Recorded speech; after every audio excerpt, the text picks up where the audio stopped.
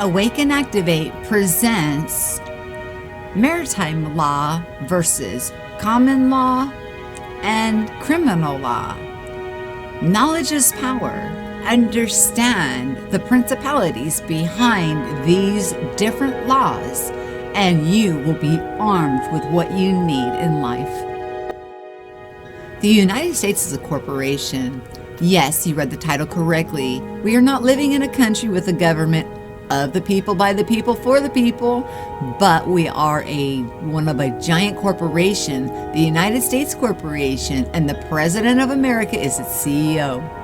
We are only just the employees. The corporation, in its turn, is owned by another corporation. The parent corporation, of course, would be the British Crown. You say, hey, wait a minute. First of all, America is not owned by Great Britain. You may weigh. That's what the War of Independence was all about, to free ourselves from British tyranny. We are free from Britain, and we have our own constitution. Our founding fathers helped out with that. If this is what you think, it is incorrect. And I will tell you why. We have never been free from Britain. The power only changed from overt power to covert power. They gave us the illusion of freedom, and they have succeeded well to keep their little secret. Thus, the founding fathers, who most of them were Freemasons, had no intentions to give us any freedom. They worked hand in glove with the British Crown all the time. But the only way to establish a new world in America was to fool the people and tell them that they were fighting for freedom. This is the plain truth in a nutshell, but now it's time to come back up and explain the above a little deeper. Okay, let me scroll down a little bit. Corporation of the people, by the people, for the people. All right. The United States government is actually the United States Corporation. It was created behind the screen of a federal government when, after the manufactured victory in the American War of Independence, the British colonies exchanged overt dictatorship from London for a far more effective covert dictatorship that has been in place ever since. In effect, the Virginia Company, the corporation headed by the British Crown that has controlled the former colonies, simply changed its name to the United States of America and other related pseudo-synonyms. These include the U.S., USA, United States of America, Washington, D.C., District of Columbia, and the president of the corporation is known as the President of the United States. This is an accurate title. That one is the name of a corporation. If you're the president, you're the president of the corporation. It is the United States. He or she is not the president of the people or a country as they are led to believe. That's just smokescreen. This means that British launched a war on terrorism on behalf of a private corporation to further the goals of that corporation. It had nothing to do with America or Americans because these are very different legal entities. It is the United States Corporation, not the government, which owns the United States military and everything else that comes under the term federal. The privately owned corporation called the United States is the holding company, if you like, and the 50 states are its subsidiaries. You may have noticed that the national flag of the United States always has gold fringe when displayed in court or federal buildings, and you see this also in federally funded schools and on uniforms of U.S. troops. Under the international law of the flags, the gold fringe indicates the jurisdiction of commercial law, also known as British Maritime Law, and in the U.S. as the Uniform Commercial Code, or UCC. The gold fringe is not part of the American flag known as the Stars and Stripes, but it is a legal symbol indicating that the court, government building, school, or soldier is operating under British Maritime Law and the Uniform Commercial Code, military, and merchant law. For example, if you appear in court with a gold-fringed flag, your constitutional rights are suspended and you are being tried under British Maritime, military/merchant law. If it seems strange that a court or building on dry land could be administered under maritime or admiralty law, look at U.S. Code Title 18B7. It says that admiralty jurisdiction is applicable in the following locations. Number 1, the high seas. Number 2, any American ship. And number 3, any lands reserved or acquired for the use of the United States under the exclusive or concurrent jurisdiction thereof, or any place purchased or otherwise acquired by the United States by consent of the legislature of the state. In other words, mainland America. All this is founded on Roman law, which goes back to Babylonia and Sumerian law, because the Illuminati have been playing this same game throughout the centuries wherever they have gone. The majority politicians know that this is how things are, and so do the top government administrators, judges, lawyers, and insider journalists. Americans think that their government and legal system is pegged in some way to a constitution, but it is not. The United States, like Britain and elsewhere, is ruled by commercial law to overcome the checks and balances of common law. It's another monumental fraud. The U.S. court system does not operate the American Constitution, but under corporate law. It is the law of contracts, and you have to make a contract with the corporation for that law to legally apply to you.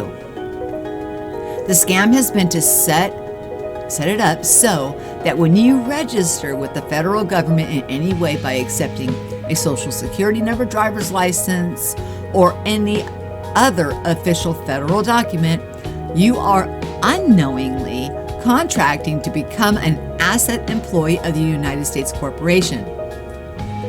Every word or use of lower and uppercase is making a legal statement.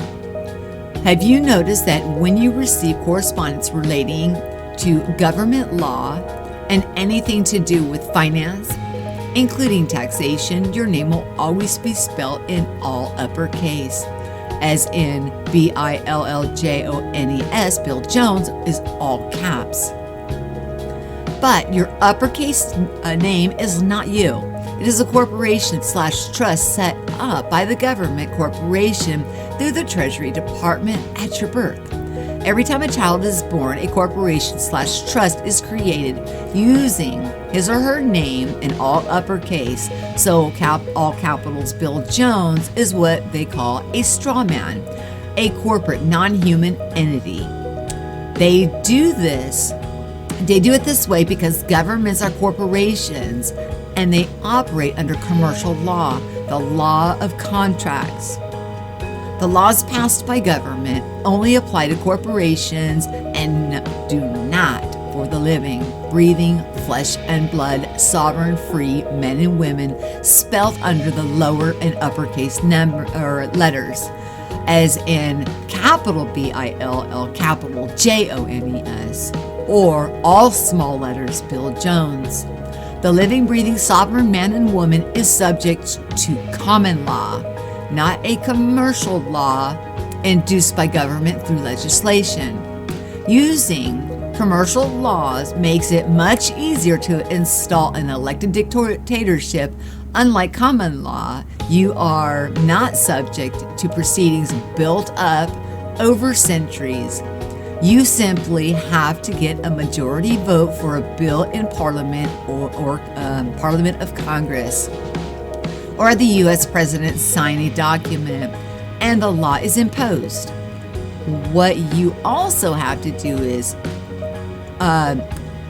clearly not difficult is to keep from the people the knowledge that their name in all uppercase is not them. They will then pay the taxes and be subject to your jurisdiction and control in all areas of their lives, unknowingly standing assuredly for the corporation of all capitals, Bill Jones, that they don't even know exists.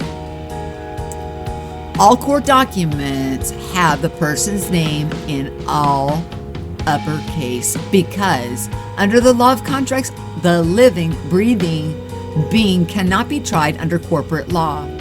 Only a corporate entity can. It's so crazy that Americans pay personal income tax to the government, in brackets corporation, via the Internal Revenue Service, in brackets IRS, when the law to introduce personal income tax was never passed. Ask anyone from the U.S. government or IRS to produce the law that says Americans must pay income taxes on their wages, and they will not be able to do it. Many have tried, and the law has never been revealed because it doesn't exist.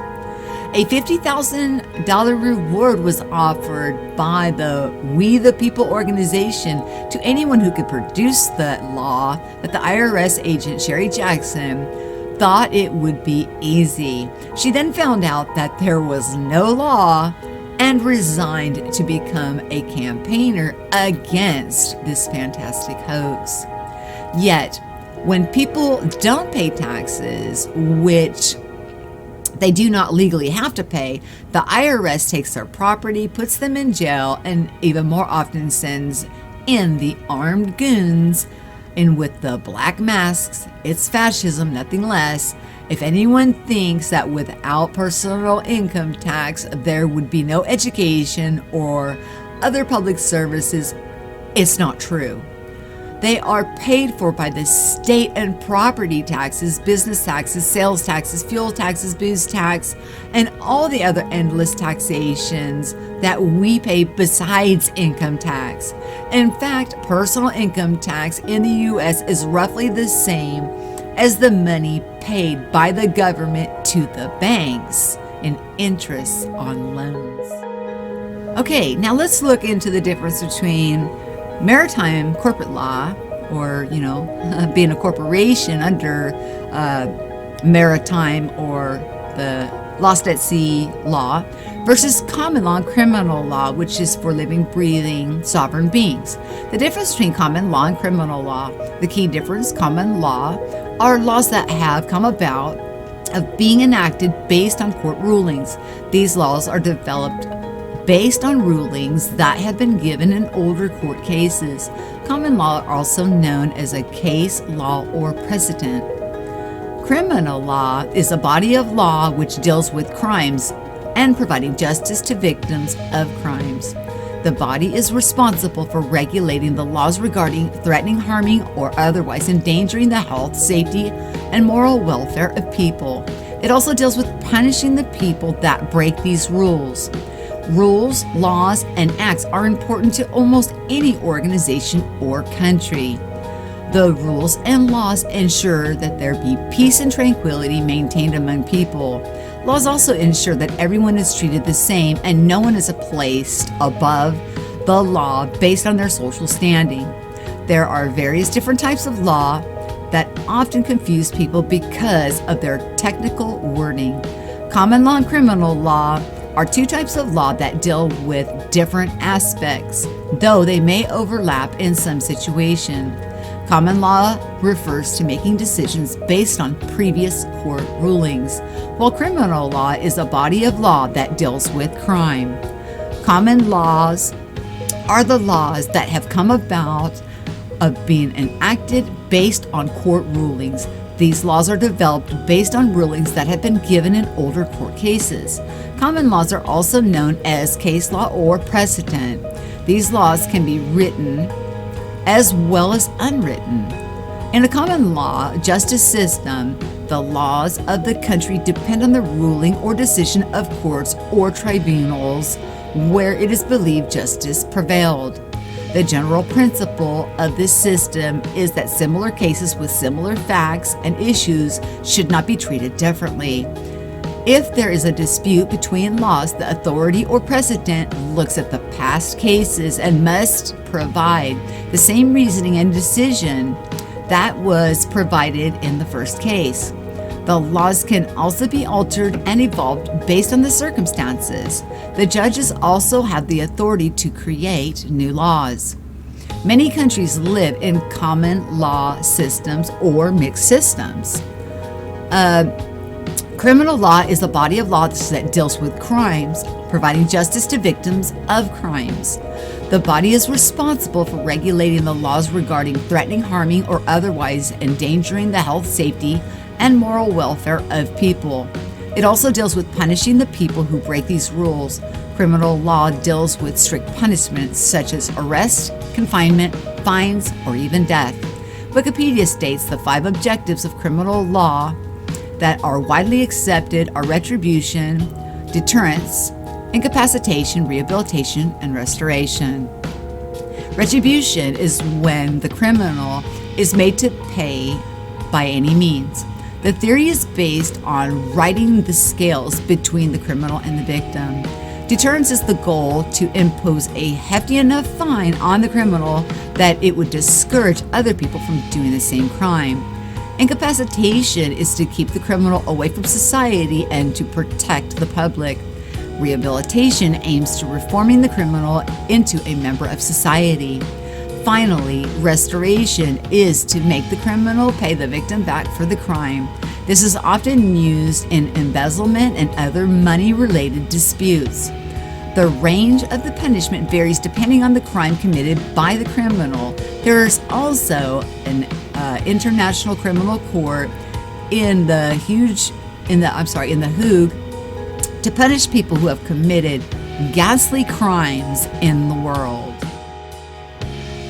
And last but not least, the last topic we're going to talk about is what is a notary public? As mentioned in this stream last night, it is under common law, law of the living human soul on the land. Notary public is for common law services. So what is a notary public? A notary public is tasked with verifying the authenticity of your most important transactions. Their consent is often the final step of establishing a power of attorney, closing on a home, or opening a retirement account. So what is a notary public? Who are the people who stamp your document, and what does it take to earn their literal seal of approval? What does a notary do? A notary public is a public official appointed by the state government to help deter fraud.